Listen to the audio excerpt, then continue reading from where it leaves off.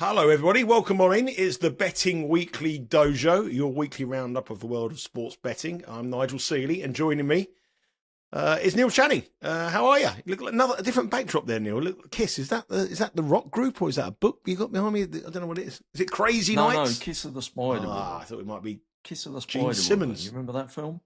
You don't have to ask me anything about. play. You don't have to ask me about any films, Neil. As you know from the previous dojos, me and films. Back to the Future one. Have you watched it yet? I watched bits of it. I've been on 2 long-haul aeroplanes. You watched bits of The Sting. How can you watch bits of The Because Sting? I'm sort of YouTubing it, trying to find a bit. I saw the bit where the actual sting happened, where they stitched the guy up.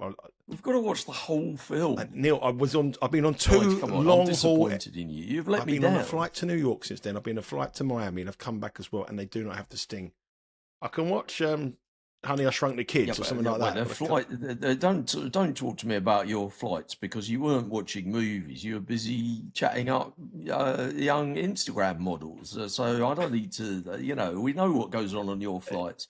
Maybe you could have a quiet night in with the missus on the sofa watching The Sting. Well, I told you what she said, didn't I?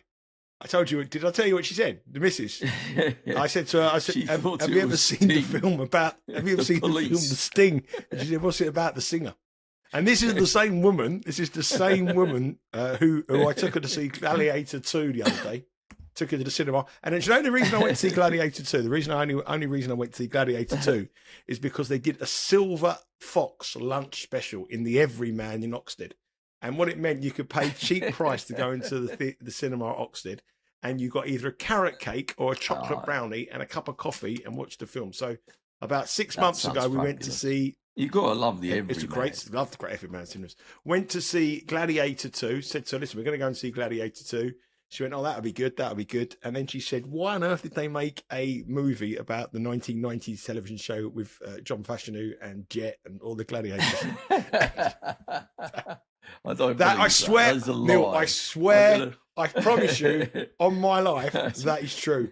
And I tell you, let me tell you, we'll get carried away with funny stories, but I'm going to tell you another funny story before we go away. Yeah. So my mother-in-law, she just shows you how it sort of runs in the genes. My mother-in-law, she said to me, I've got to go to America because Bet Rivers have asked me to go to America. She went, oh, that's nice. This is a South London woman who's Peckham, never been outside Peckham. She says to me, we're going to go and, I said, Bet Rivers want me to go to, she went, oh, that's good. And I said, my boss was quite happy. And the boss who runs the whole channel here, the vice president of Bet Rivers, I think he's the marketing vice president who's our boss, is a guy called Terry. So I said to her, Terry is really pleased with everything. And she went, I've never heard you mention Terry. You always mention a woman. I said, I've never mentioned a woman. She said, you have. You've mentioned a woman. And bear in mind, she's in her mid-80s. I said, no, I've never mentioned a woman. She says, I'll think of it in a minute, but you always mention a woman. I said, no, my boss is Terry. And Paula says to her mum, she says, no, Nigel's boss is Terry, mum. She went, no, it's definitely a woman, definitely a woman. She said, I remember it now. Betty Rivers. She thought that there was a woman who was paying everything called Bet Rivers, who paid for everything where we go. So that shows you it does run in the family. Of course, Terry is quite commonly a woman's name. I said that to her, but she was adamant it wasn't Terry, and she knew it was a Bet. So she thought every time I said Bet Rivers have asked me to go there, she thought there's a woman who picked the phone up called Betty Rivers who was asking me to go to these. Elizabeth Rivers. Very, very, very true. Elizabeth Rivers, your hometown sport. Exactly. It's true. Those stories, I promise you, are true. And a fabulous true story, which a lot of people have asked for, about Neil's Grand National experience will be coming at the end. I'm going to tell you that one later the end on. Of the show, so make sure we've got to save that. We're saving the best till last. And obviously, it is Grand National weekend. It's good that we started off with some nonsense, though, because you were going to ask me how my week's been. And I think, I had a bad Cheltenham, and then I said to you, I've done quite well since then. I've been having a good run. But actually, this week, I've been bleeding money away. No big losses, but just kind of dribbling here and there. Money just going out of the window, left and right. So I'm hoping that I can have a better week. Got a big week of horse racing this week in the UK. We have Aintree, which is a 3-day horse festival. So we had the big meeting at Cheltenham. And usually Aintree is about 28 to 30 days after Cheltenham. But this year, it's only about 3 weeks after. I don't really know why. I think it's got something to do with Easter. So often Aintree will clash with the Masters. So for me, I'm really into the golf majors, and the Masters is one of my biggest weeks of the year. Go absolutely bananas on the Masters, loads of bets. And it's normally really hard to try and do both in the same week, and I find it, I just don't get any sleep at all. So I'm really pleased this year. I think it happens about one in every 3 years that you get the gap between the two. So I'll be able to do horse racing this week and golf next week, and I'm really looking forward to both. Yeah, and of course the horse racing culminates in the Grand National, which is kind of, I guess in American terms, there's only really one race that is a kind of equivalent, although the Grand National is a jumps race over a marathon distance. And you don't really have, well, you do have a race like that in America, but hardly anyone watches it. I guess the equivalent in terms of the number of people watching it and the place in the national psyche is the Kentucky Derby, which is happening midweek, and it kind of stops the nation. People talk about it. People that are not normally horse racing fans will talk about the Derby. You must have the same as me, Nigel. This time of the year, everybody that is in your family and friends that aren't really into gambling send you a message and say, "Oh, what's going to win the national?" Do you still get that? I've put them away for the last 20 years. I don't get a message anymore. Used to 15, 20 years ago, but also now suddenly I'm asking them. I asked my brother, and I asked people who follow horse racing much more than me. They'll ask me who wins Wimbledon. When Wimbledon comes around and when the tennis comes around, they always message me, "Who do you fancy for Wimbledon? Who's the bet for Wimbledon?" I get that, but the Grand National, nobody wants to listen to my horse tips. Nobody wants to listen to my tennis tips anymore. But it's a thankless task being asked, though, because the race is, it's for safety reasons, the race has been reduced to 34 runners now, which used to be 40. But it meant that the favourite would always be like an 8-1 chance or something like that. Now we've got slightly less runners. I think the favourite will be closer to. Well, actually, it's quite wide open this year. Maybe the favourite will still be 6-1 or 7-1. But it's quite hard to pick the winner. You can get 100-1 winners and all kinds of mayhem and craziness. I don't really remember too many times where someone's asked me what's going to win and I've given them the winner. Although, I guess, actually, I've had some good ones, but since I've been doing the tipping site, I tend to just tell them if they want to know, they've got to sign up. So, we had a couple of good price winners since we've been doing the tipping site. We had a 28-1 winner a few years ago. That was probably my best ever Grand National. Yeah, it's around about 8-1 the field. If you, like I say, Neil said, if you're watching it stateside and you're not really quite sure of the Grand National, it's a race that everybody in the UK stops. Your nan will have 10p each way. Your mother will have a bet. You go down the local betting shop and you've got 50 bets to put on and totaling about £5. Everyone will watch it. It's lost a little bit of its interest though over the years, hasn't it? I mean, it was something that was. I guess. Although I said it's like the Kentucky Derby, obviously horse racing terms it might be, but in betting terms it might be a bit more like the Super Bowl because, in the Super Bowl people do the squares, the office pools, that kind of thing. And you still get that in the Grand National, but I guess these days, so many people work from home and, office culture has changed. It used to be quite a common thing that everybody would put in £1 or something, or even a £5. I think £1 was more usual in the office, and they'd pick out a horse and you'd pick it out of the hat and everyone would just get whichever one they were given. And that would be your horse, and they would split the £40 up between, first, second, third and fourth. And I think most places, if you worked in an office these days, would think it was weird if you started suggesting that we're all going to gamble on a horse race that takes place on a Saturday. Would it be the case of now HR calls you up because you're gambling in the office time? I mean, it's just the world we're living now. You know what I mean? It's mad. Someone said, "Listen, we're going to set up a sweepstakes." Yeah, I think there's an element of that for sure. Well, it reminds me of my sweepstakes when I was I was about 13 at school, and the FA Cup first round used to come out, and 128 teams. I think I've told you the story before. 128 teams used to be in the draw for the FA Cup. It was 10p a team, and everyone had to draw a team out of a bit of paper, and then they had to wait till May. I think I wouldn't pay out unless I think you're right about I think you're right about the gambling element is not, it's kind of a bit frowned upon more these days. It's less socially acceptable to be having a bet. I don't know. I listened to somebody the other day who works for a tabloid newspaper, and they said that this Saturday will be the most sales of the newspaper of the year, absolute guaranteed, certain, and that's because of the Grand National. More people buy the red top newspapers on a Saturday for the Grand National than they would on any other Saturday of the year. But I also think the Grand National, from a sort of animal welfare side, we've gone down to 34 runners. It used to always be 40. The distance of the race has shortened from what it used to be years ago. The fences have changed. They're less challenging now. They used to have big ditches as well as the fence that you had to jump, and they'd have ditches on the landing side, so the horses couldn't even see that was what they were having to jump. So it was much more dangerous. Horses were falling a lot more often, probably meant there was more fatalities. And in the last kind of, the number of fatalities have really dropped in the last 15 years, but the changes that they've made to the course and the numbers have continued up until last year was the first year of 34 runners. And, it's a totally different race now. I don't know whether the average member of the public's got a clue about that, though. But what it does mean is that where it used to be seen as, in the same way that the Super Bowl is seen in America, or the start of the NFL season is seen in America as being a great acquisition thing for the books. They want to sign up customers.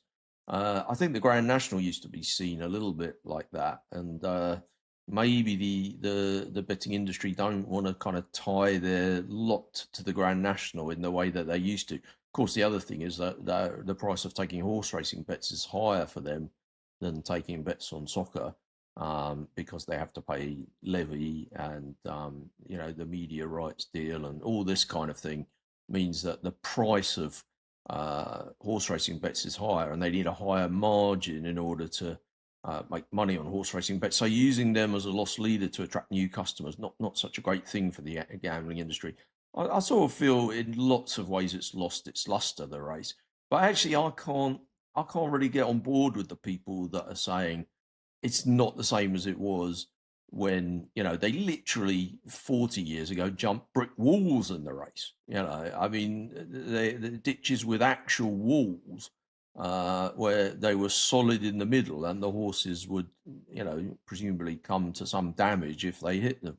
I mean, I'm not a person who watches motor racing hoping there'll be a crash, and in the same way, I'm not watching horse racing thinking the chance of a horse dying makes it more entertaining to me. I hope that all horses, have a nice time during the race, and it all goes well. So personally, I don't really mind that they've made it safer, and I think for most punters, most once a year punters, they won't notice the difference anyway. I don't know. What do you think? You're not such a big horse racing guy.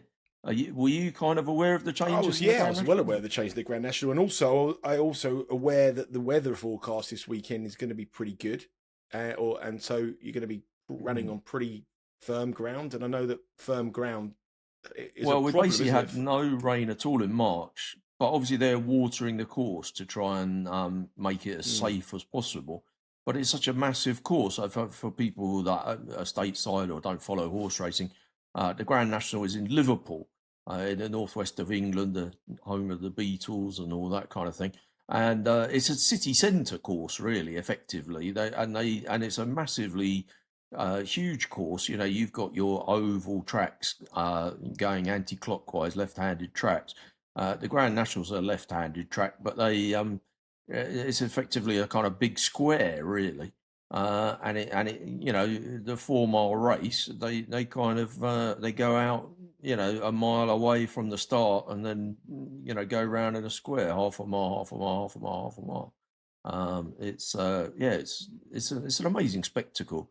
I don't know though. I do think, from a public point of view, less people are interested in the Grand National, but. I mean, horse racing generally is a sport that has an aging demographic. People that go racing are young, but people that watch it on TV are older. I think the TV audience is holding up quite well. And I think that has been good over the last couple of years. So I don't know. I mean, it's still a big thing for the industry, but and I'm still well into it. I think people that love horse racing are still well into it. I mean, it's things just change, don't they, over time? Who cares? It's interesting what you say there, that, the tabloid newspapers are going to be their biggest sell on the weekend of the Grand National. And presumably, I'm guessing that is because most bookmakers over here do a £1 free bet or a 50p free bet for people in the high street. So it's amazing that the tabloids are offering a £1 free bet, and it's their biggest selling edition. And the broadsheets in this country are refusing gambling advertising anymore and not letting gambling adverts work. So it shows you that the working man out there still enjoys this race and still wants to bet on this race. So it is a race that used to say it stops the nation. I don't think it stops the nation anymore. It makes it rush hour a little bit quieter on a Saturday afternoon, but it is a race with history, and I've got some brilliant memories of it. And the one memory that I have, and it used to be, you mentioned the Masters being at the same weekend. It used to be the FA Cup semi-finals as well. So I've been watching. I've been to Wembley in the FA Cup semi-final. We've watched the Grand National on the screen. But the one that always sticks out for me was a crazy day of sports betting, and I literally just started to get into sports betting. I was 18. And I was just about to start work for the Racing Post in 1990. I started working Race Post in 1990 in the July after the World Cup. But that great year of the Grand National on that day in 1990 was one of the greatest sports betting days of all time. And we started off with both FA Cup finals were on the Sunday. The weekend we had the Grand National on the Saturday. Mr. Frisk won the Grand National, which I bet. My first ever big bet. Marcus Armitage. That was very fast ground. Yeah, Marcus Armitage rode it. An amateur jockey, I think he was at the time. He rode it. It was about 28-1, and I had £1 each way. And I wow, this is incredible. I've had £1 each way. And you know me, Neil. I always bet 3 threes in football matches. Do you remember? I always do 3 threes. And back in the day, a 3-3 was 100-1. And we went into the Sunday, and I had 30 odd quid. I had my first bookie account, and it was with Surrey Racing with Mervyn Wilson. That was my first ever, and I had a £250 credit limit that we had to bet settle up each 2 weeks, and I backed Mr. Frisk, and then I bet Nick Faldo to win the Masters, and I bet 3-3. I bet 3-3 in the 2 FA Cup semi-finals, and in those days, 3 threes were like 125-1. It never happened. Now they're 50-1, 8-1, and famously, it was Crystal Palace against Liverpool, which ended 4-3. And I thought to myself, oh, no, I've done it. And then the following match was Manchester United against Oldham, which ended 3-3. And the final round of the Masters, Nick Faldo overturned about a 5-shot deficit from Ray Floyd to win the green jacket. Against Greg Norman? Ray Floyd. Ray Floyd was in the 1991. Okay. Greg Norman, I think it was like it was like an 8-shot deficit. But Ray Floyd was in the lead of the Masters, and Faldo overturned him. So I've got the winner of the Grand National, 3-3 in the FA Cup semi-final, and I've backed the Masters win. But I did it all for like £1. You should have quit that day. That would have been a good day to quit. You know what? My mum would take the money off me. Like if my mum found out I won money, she'd take the 50 off me without a doubt, because my mum, when I started working the Racing Post in 1990, and I was earning £7,000 in 1990. All my friends were on £5,000, and that was a lot of money, Lim. £7,000. It's good. And this just shows you how sympathetic my mother and father were. So I was paying my mum, I think I was paying like £200 a month to stay in the house, and all my friends are paying 100. And I thought it was a real lot of money, £50 a week. I said to my dad, listen, my dad, I've got to pay £200 a month. I said, you come home from work, and my dad was the soft to touch. So I said, Dad, listen, I've got to pay £200 a month here. All my friend Mark, he's paying £150. He's paying £100 a month, £125 a month. I said, I've got to pay 200. And he went, you know what you got to do? And I said, well, he said, go and live with Mark's mum. That was how sympathetic he was. So if I told him that would have been my answer. I was thinking if I was your dad, I'd have said that. But if I told my mum I won like 300 quid, she'd say, my dad would say, can you give your mum some for housekeeping? So she would have taken like 40 quid a month winning. So like I kept it quiet from an early age. So yeah, that was all crazy wicked. But I wish that FA Cup semi-finals and the Masters and the FA and the Crown National, it's not going to happen. Tell me on the FA Cup, because we both had a conversation, didn't we, about the FA Cup earlier in the season, and we both agreed that they weren't the futures market wasn't factoring in the wobbles that Man City were having at that time. Of course, they're not really wobbling as much now, and they've got through to the semi-final. But I managed to find a couple of teams to bet. I bet 3 teams, and I was very happy because in the last 8 I had 3 teams there.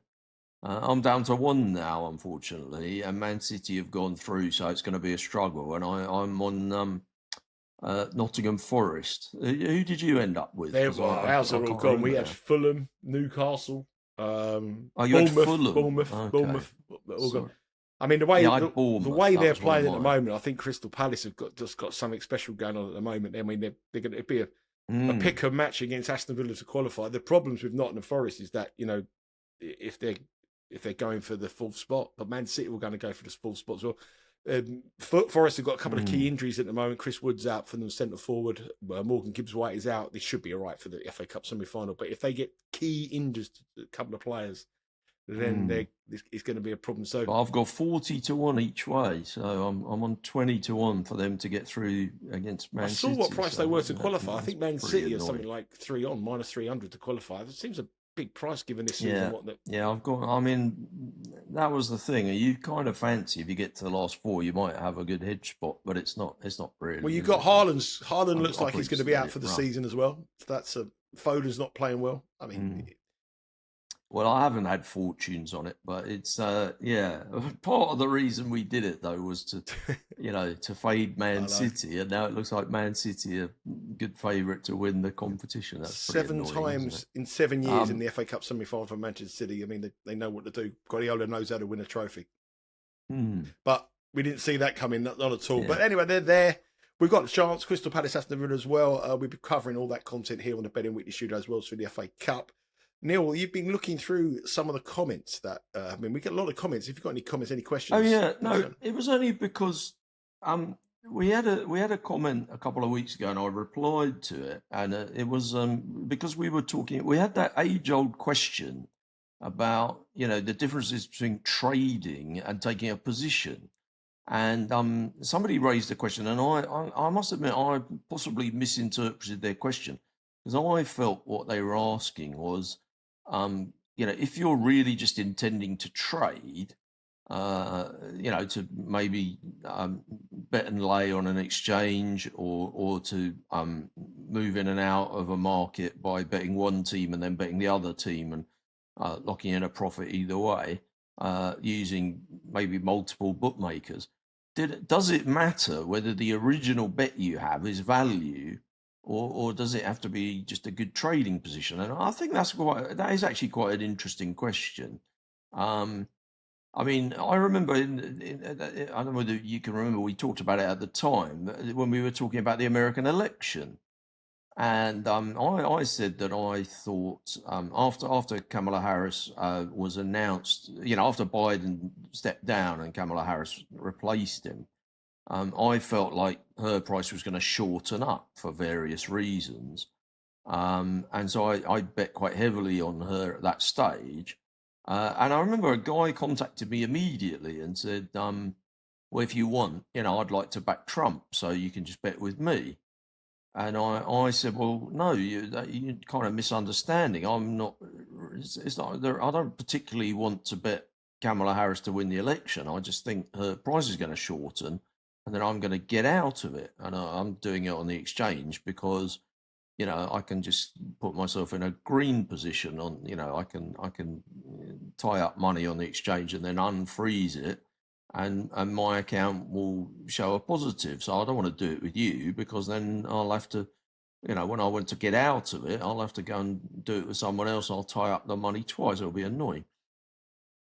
This guy didn't seem to understand. He pressed me about 4 times on it and said, well, I want to lay Harris. And I said, well, fine, but my view was not that she was going to win particularly, and I ended up going into the election. I was slightly with Trump, but my point was that I was having a bet on the basis it was going to shorten up. So in that situation, you could ask, did I have a value bet? Because essentially, I didn't really have an opinion on who was going to win. I just felt like the price was going to shorten up. And I think that means I did have a value bet, because my definition of a value bet is something that's bigger than the chance of it actually happening. And if I see something at 3-1 that I think is going to go into 2-1, plus 300 into plus 200, then I think that's a trading position that you can take, and I think that makes it a value bet, even though I don't necessarily think its chance of winning is better than 25% in that situation. So I don't know, that's quite interesting. Anyway, the guy replied then when we had a bit of a discussion about this last week, and he said, well, I just play on long-term markets, and I find bets every single week, and it doesn't matter whether they're value or not, because I'm winning over a long period of time. Well, if you're winning over a long period of time, I mean, I think he wrote quite a long thread, and then he gave an example, but it wasn't very clear what he was talking about, really, because I felt like he was trying to say that the long-term markets are always wrong, so there's always value there. Well, I think that's true. I think that can be true. We talking about that FA Cup thing, they might get us this time, and Man City might win. But I think we both agree that bookmakers generally don't focus very much on changing their futures odds. In all sports, people stick up futures odds thinking, well, that event's happening miles away in the future. And then small things that may change those odds don't get reflected. So, that happens in all sports, I think. And I think people are quite bad at updating their future odds. Liquidity in those kind of markets is very, if you want to know when the greatest liquidity is in the Super Bowl market, for example, there's a load of liquidity the day after the previous Super Bowl, when everyone's talking about who's going to win next year. Then there's hardly any liquidity at all. Nobody really has a bet for the next couple of months. Then the draft comes out, and a load of people have a bet on who's going to win the Super Bowl. Then after the draft, nothing much happens for a while. Then the training camps start, and free agency starts to kick in, and people start moving around. And then the pre-season starts, and people start reading previews, and liquidity keeps going up and down at those different times. But most of the time, nobody's having a bet on those markets. And if you're ahead of little things that can change it, like moves in free agency and whatever, and you've got a good handle on a specific team, maybe because you're local and you read their media, I think you can be ahead of those markets. But that does mean you're having a value bet by definition. So I don't understand the fellow who got in touch, because he said he's had 26 years betting on these kind of markets, and basically he's having loads of bets all the time. So they must be they must be easy to beat without necessarily having value bets. Well, I don't think long term you can win on anything without having value bets. Everything has to be value. I do think. I mean, the thing is, when you bet well, something, I think it might be. Go on, Neil. No, go on. You. No, I was going to say, when you bet something like a 50-1 horse to win the Grand National, or a 50-1 team to win the FA Cup, like Nottingham Forest, or a tennis player at 50-1, you don't bet them because you think they're going to win, do you? You hope they're going to win, but you don't bet them because you think this is going to win. This is a certainty. It's going to win. It's not like a football team at like plus 110 that you think they're certain. The other team have got 6 players out. When you bet a future, you bet the future purely and simply because you think their value. You make them a 2% edge, a 3% edge, and the edge you get is bigger on an anti-post bet than a money line on a football match or a tennis match or an NFL game, whatever. So you bet them because you think you've got that 3% in your favour. And if the bracket opens up or if the draw goes your favour, you've got a very good value bet as the tournament goes on.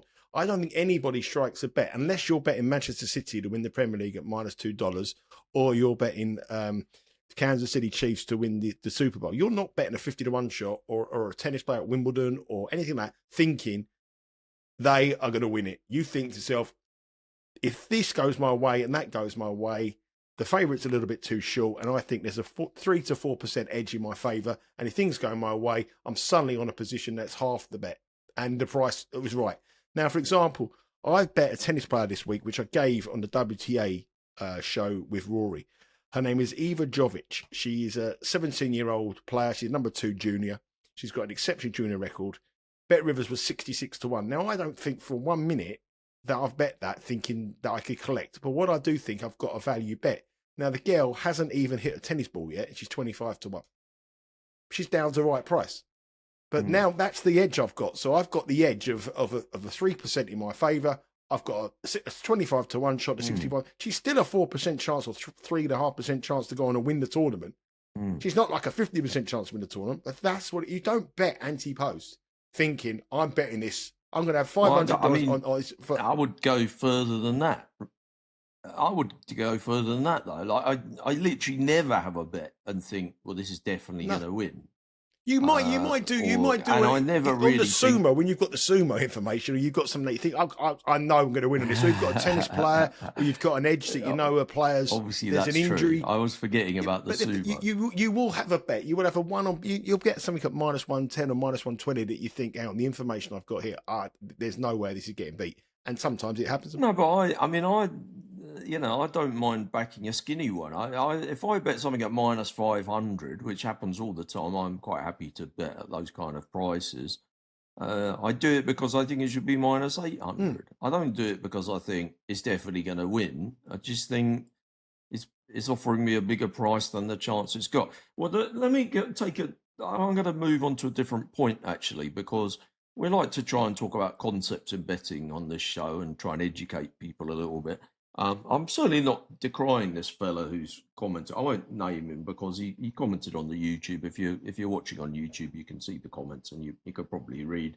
I don't necessarily disagree with the fella. I just think I don't quite understand what he's saying. But he talks about betting a couple of short price things in the futures market and saying that I know I'm going to be able to trade out of it because those prices are wrong. I don't disagree with that. He's probably right. I mean, prices are wrong all the time. But I'm going to explain a concept in betting that a lot of people won't have heard about or thought about.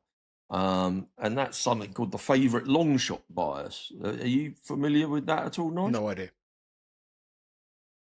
Okay, so the favorite-longshot bias is the idea that betting markets generally, are more correct about things at the short end of the market than they are about things at the longer end of the market. If you continually bet, if we just take tennis tournaments every single week, the main men's tennis tournament of the week, if you bet the favourite in every single tournament on a Monday morning for the whole year, and then while you're doing that, I'm busy picking the 10-1 chance with the name in the alphabet that's nearer to the beginning of the alphabet. So I bet a 10-1 chance every week, and you bet a favourite every week. I'm going to run out of money quicker than you are. Basically, I'm going to have worse value in the long run betting outsiders. If I pick a 33-1 chance every week, and you pick the favourite every week, well, then I'm almost certainly going to go broke before you do, because the favourites are priced much closer to what you could call their true odds, the real chance of them winning, than outsiders are. Now, of course, obviously the whole thing about betting is we can't always really know what the true odds of something happening is. If we're flipping a coin, we can say, well, with certainty that it's 50-50 is the true odds. And if you're getting 10-11 each of two, well, then, there's an edge against you. But if for some reason you get offered odds against, you're getting an edge in your favour. In sports betting, we don't know that because it's not the flipping of a coin. It's, we can't guarantee that the information that we have is enough to establish what the correct price would be. But what I'm telling you, and what the favorite long shot bias tells you, is that the shorter price things are priced much closer to their correct price than the longer price things. Now, there's a whole load of reasons for that. In the days when bookies set the prices and not exchanges, well, that was because the odds compilers would spend a lot more time thinking about what price the favourite ought to be and less time thinking about the correct price of an outsider. They'd bung things up at 33 to 1 or 50 to 1, thinking that they're probably really 100 to 1, not wanting to ever go 100 to 1 because there's no point. They don't want to do their money over a big price one and get in trouble with their boss or feel cross with themselves that they lose on an outsider. Whereas with a favourite, they can be a lot more certain about the price, and they're likely to try and be competitive. That's the second thing. Bookies like to be competitive. So, we have odds comparison sites in the UK where you can look across the full range of the bookies. In America, people have the Dom Best screen where they can see all the prices available with the different bookies. And bookies like to be, they like to compete. They like to try and be the best odds on something if possible, because that's going to get people in the door. And if you've got, obviously if you've got a two-way contest, 10 to 11 each of two, favourite -7.5, that's not really how you compete. But if you've got a multi-way contest like the Masters, where, the favourite might be +500, a bookie will always try and offer +550 or +600, or maybe the third favourite, they'll offer +1,000 instead of +900 to try and, get more action. And so the front end of the market will be quite competitive because that's where people tend to try and push things out to be competitive. So again, that's another reason why the front end of the market tends to be closer to the real price. The other thing is just psychology. It's the way that people think. When you look at something and you see a 50 to 1 chance, it's quite exciting. And if you fancy a 50 to 1 chance and you're going to back it, and you don't necessarily go and work out. You and I both know, when you're looking at tennis tournaments outright, that quite often, if you'd known the prices that the person was going to be in each match, when you look back after the tournament's finished and do the parlay of round 1, round 2, round 3, quarterfinal, semi-final, final, you'd end up getting a much bigger price than if you just took the futures price for that person at the start, particularly on a 25 to 1 or a 33 to 1 chance, where, you just forget they're going to have a game in the middle where they're going to be 3 to 1 or something, and suddenly when it multiplies up, it's going to come to 200 to 1. So all of those reasons are why the prices at the shorter end of the market are much closer to the true odds. And that means that for our friend on the YouTube comments, saying, well, he gets value every week, but he doesn't necessarily say he doesn't particularly argue that he's getting value, but he says he knows he's having good bets when he bets the short price ones in the futures markets. I think it can be a combination of favorite long shot bias, that the favorites are priced very close to their real price, and the second thing, that the bookies are not really keeping an eye on updating those prices carefully, because very few people are looking at the futures market. And so if you do take the best price on an illiquid futures market where not many people are looking at it, on one of the favourites, so if you look at, I haven't even looked at any of these leagues, but the Spanish or Italian league or something like that, the German league, with, what have we got, 6 weeks of the season left or something like that, there can easily be value at the front end of the market. The bookies will be competitive in the prices, and there's probably only 2 or 3 teams that can win it.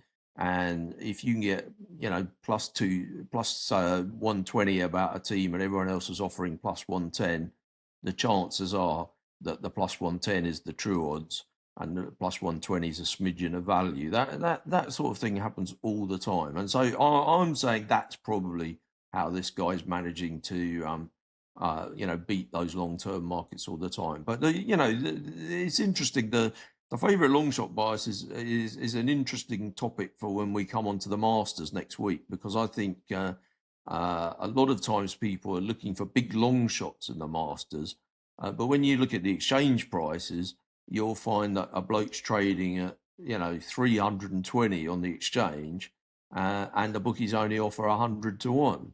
And the reason they only offer 100 to 1 is because they have interesting place terms, and they have to be defensive in that way, because eight places or whatever is quite interesting. But if you're taking 100 to 1 about something that's freely offered in the market at 300 to 1, you're not going to be a long-term winner. And I think in markets like the golf majors, because of favourite long shot bias, you have to stick to the front end of the market really to get the value. I suppose before we leave this subject behind, I suppose in favour of the guy who's the viewer, thank you very much for commenting. If you've got any comments or any questions you want us to bring up in the dojo, thanks very much. I want more comments, but I suppose in his defence, he's thinking he's having winning bets, because in the world of sport at the moment, the favourites are winning a lot of things. I mean, in the world of tennis, Sabalenka is winning every single tournament pretty much, and she starts at $3. Perhaps she should start at $2.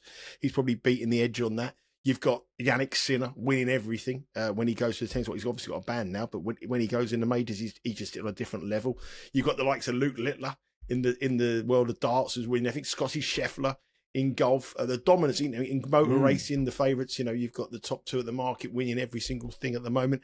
The favourites doing well in the college basketball, the top 4 seeds all through to the final 4. So, at the moment, when you look at these, Manchester City, the fade that we said all along, they're in their favourites from the FA Cup. So, and some of these things are not too random, are they? I mean, in the college basketball, it would be easy to make the argument that the sport has just become very, very professionalized over the last 10 years.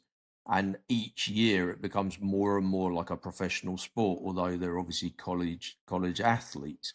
And as that happens, the idea of the reason it's called March Madness is because obviously it's the kind of madness of having ridiculous numbers of games on in one day, but it's supposed to be the madness of, outsiders upsetting the favourites, and you expect, Cinderella stories with teams coming through that nobody could have predicted.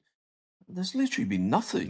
Like, I think virtually every favourite's won in the whole tournament so far. It's been crazy. I mean, bookmakers are absolutely getting hammered.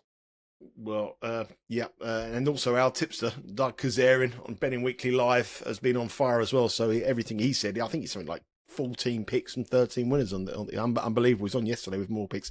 If you want to see his preview of the Final Four, that is available on the YouTube channel. And also, just before we leave the subject, you look at the European. I know the Premier League hasn't got Manchester City winning, but the favourites in Spain are going up against it. Barcelona and Real Madrid, Bayern Munich, Paris Saint-Germain.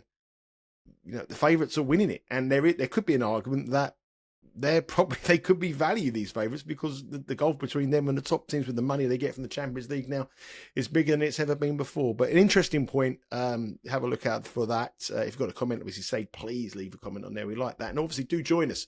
Hit the subscribe button there. Do join the channel. Our target, hopefully, for Wimbledon is 10,000 subscribers, because that is when the algorithms kick on. And hopefully we can do that in the next couple of months or so. We're about 8,200 subscribers now. So thank you very much for everyone who's joined since our last episode last week. Now, finally, Neil, before we wrap up for this week. Now, for the last 4 or 5 weeks, I've had a comment on the comments from a guy saying, Neil, please tell us your story about the Grand National, about your French girlfriend. I've met the lovely Anne. She has a very, very strong French accent, so I'm sure that we might be able to get you to do that for her, to impersonate her for us. So take it away, Mr. Channing. We finally got it now. It's Grand National weekend. Okay. It's a perfect time to bring out this story. Drum roll, please. Neil, give us the story. So the Grand National, as we've established, if you are watching stateside and you're not familiar with it, it is a horse race with a whole load of horses in it. So it used to have 40, now it has 34. Now, this story was a few years ago now, and in those days there were 40 runners. And a lot of bookies would compete by offering better place terms on the market. So if a horse was 20 to 1 to win the race, they would offer you a fifth of the odds for the first 6 places. So you could get basically 4 to 1, a fifth of 20 to 1, if you finish in the first 6. And then some people would offer first 7, first 8, and whatever. And you could shop around. You get these unbelievable. And it was massively in favour of the punters. Anyway, this particular year, I'd had a whole bunch of bets on the Grand National. And I settled in at home. I'm working away on the computer. The race is off in about 4 hours' time. Now, my partner is not very keen on betting, particularly not very interested. Doesn't really watch horse racing. Doesn't really know anything about it. Occasionally has been roped in to place the odd wager for me, and isn't very keen on that either, actually. So this particular year, I think she had told me that she was no longer interested in visiting the quaint custom that we have in England of betting shops on every corner, generally full of not smoking in those days. I think smoking was banned in those days, but they're pretty grubby places at times, and not always the nicest place to hang out. And she said to me that she wasn't very comfortable doing it anymore. She didn't want to go in them anymore. So I decided that we had to call it a day on her going to the shops. But unfortunately, we did call it a day. But this particular year, I happened to notice that one firm in the UK who had some betting shops had decided to compete on the place terms in the Grand National by offering not a fifth of the odds, but a quarter of the odds. So now if you were betting a horse at 16 to 1, you would get, instead of getting just over 3 to 1 your money for the place, you'd be getting 4 to 1 your money for the place. Well, this is outstanding for the punters. They were doing 6 places at a quarter the odds. And I thought, oh my God, I've got to get involved. Now, luckily for me, they had the biggest shop that this particular company has in London. And it's actually they're not based in England, but their main headquarters in England was down the end of our street. Basically, it was about 300 meters away from where we lived. So I thought, oh God, it would be great to go in there. And I didn't even have a strong opinion on which horse to back, but I knew whichever horse I backed this was a good value proposition. So all I needed to do really was see which horse that they were the best price about, and back it with them each way. So there was one horse, they were 16 to 1, everyone else was 14 to 1, and they had this quarter first 6. So that had to be the horse. I didn't really have any view whatsoever on whether it was going to win the race. The problem was I was well known in the shop, and I was basically banned. I was allowed to go in there, but I think I was allowed to have £5 on if I went in there. And whenever I went in there, it caused multiple meltdowns and phone calls and pointing and all kinds of stuff. So I knew that it was going to be a waste of time me going in there. So I thought I would chance my arm and ask the missus if she fancied a walk down to the shop. And luckily, she said as a one-off, because it was the Grand National, she would go and do it. Now, when the Grand National is on, it's quite common in the betting shops around the UK for there to be what they call a floor walker. So they employ somebody on the day, a junior member of staff normally, to wander about on the floor of the shop, looking out for people that look like they're novices. They don't know what they're doing. They've never had a bet before. And they go up to them and they make sure that they're comfortable, that they understand what they're doing. They show them how to write out a bet, what kind of bets are on offer, all the information you could need. And naturally, when she walked in the shop, it's predominantly a male environment, and she's quite a sort of petite lady, and she wandered in looking definitely like she was a once-a-year punter. The floor walker must have spotted her immediately and thought, here is a novice punter coming to have a bet on the Grand National. He went straight over and said, hello, can I help you at all? Are you looking for the Grand National? And she said, oh, yes. Oh, God, I'm so bad at the accent. She's like, oh, yeah. I am looking for the Grand National. And so that wasn't bad. Anyway, the person said, well, we have a special printed slip today for the Grand National. So we've got all the horses on there, and you just have to put a cross by which horse you want, and then. So, which horse is it you're after? Says you. Oh well, my horse is horse number 5. Or I can't remember what the name of the horse was. So he's like, okay. So he puts the cross there, and he says, right, okay. So now we have that horse available at 16-1. Now, would you like you have a choice. You can declare that you would like 16-1 as a price, or you can leave the price. And whatever the prices are when they jump off, that'll be the price that you get. Oh, no. We would like, I would like to take the 16-1. Yes, 16-1. She's sounding more Spanish now. She's Manuel from 40 South. She's drifting over the border slightly. But anyway, you get the gist. So she takes the 16-1. And now the guy says, well, okay, there's basically 2 common bets that people have. Sometimes they have a win bet, and sometimes they have an each way bet. And he starts to explain what an each way bet is, which is where half of your bet is on the win and half of your bet is on the place. It's like two-way bet, each way bet, as we call it. So he says, well, would you like it? Oh, yes, please. Yes, I would like an each way bet. Yes. So he says, great. So he ticks the box for each way bet. So now there's another box for putting the stake. And it's all carefully laid out. You just tick over the spot, and you can have £2.50 each way, which is a £5, or you could have £5 each way, which costs you £10 with 2 bets of a £5, £10 each way. And the slip starts with 50p each way, £1 each way, £2.50 each way, £5 each way, £10 each way, £25 each way. And he says, and how much shall I fill in here for the bit where it says how much you'd like each way? And she reaches in the pocket and says, 600 each way. And he says, well, oh, okay, we have to get another slip for that. So, anyway, she did get the bet. She got it on. We got on. The bloke must have been, he couldn't believe what was going on.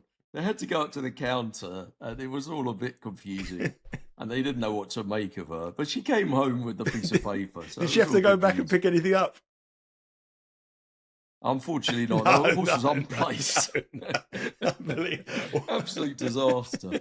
Well, on that note, there it is. It's Neil Channing's Grand National story, and it's worth waiting for. Yeah, if you've got a betting shop and you see someone walking and having £600 each way on the Grand National, you might smell a rat, I suppose. Then it's probably the best thing to do. It's been a great show. Lots of stories there, lots of stuff. Some interesting comments about taking the value as a value price. If you're not, you've got to take the value all the time. Of winning bets may not necessarily value bets, and value bets may not necessarily be winning bets. So. You've always got to take the value, in my opinion, and hope for the best as we go along. Neil, it's been a pleasure as always. Have a great week. Enjoy your Grand National weekend. Next week, it is Masters week, and I'm sure we'll talk about some great Masters bets, some big bets. I remember the biggest gamble ever on a golf major in the office back in the day, and I weren't involved. Were you involved in that one? I'm not going to say who it was. Do you remember? Were you in on it, were you? I do. Yeah, I wasn't involved. I've been in on a few, actually. I wasn't involved. But we'll talk about that next week when we get the countdown to the US Masters. Please subscribe, as we said before. Do join us here on the Betting Weekly Dojo. Really appreciate your comments. There'll be some comments on X today about a guy who starts his day listening to other podcasts, very good podcasts as well, and he puts ourselves into his agenda, which is very nice to hear. So thank you very much for all that, all the nice comments. Anything you want, subjects, any questions you want myself or Neil to answer, put it in the message box below and we will answer as well. That's it for the week. Enjoy the sunshine here, I suppose. It's beautiful sunshine here for the weekend. It's going to change next week, but we'll be back next week on the Dojo. Good luck with your bets this weekend. If you're doing anything on the English Premier League or you're doing anything on the Grand National, good luck with what you do, as well as the Final Four on the college basketball as well. That's been it. Take care, Neil. I'll speak to you all again next week.